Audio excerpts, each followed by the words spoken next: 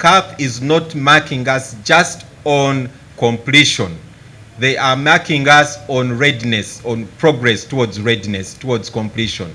So those of you, good enough, a number of you here are sports journalists, you've been to several Afcons. There's no reason for pressing the panic button more than a year ahead of kickoff. We feel good. We have the political support. The money is on our side, and God is also on our side. Please don't be carried away by this whole thing back and forth you see in the media with what sometimes I call punching and counter-punching to do with our relationship with the Federation.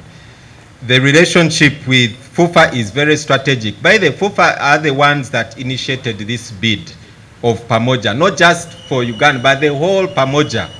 FUFA were the brainchild behind this. So we really have to give credit where it is due. FUFA did a lot. Number two, in the formation of the local organizing committee, it was a joint effort of both FUFA and the government of Uganda.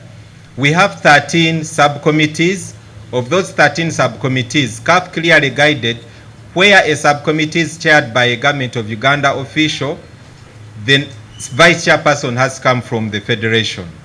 So out of the 13 subcommittees, you may find 6 are chaired by FUFA, 7 are chaired by government.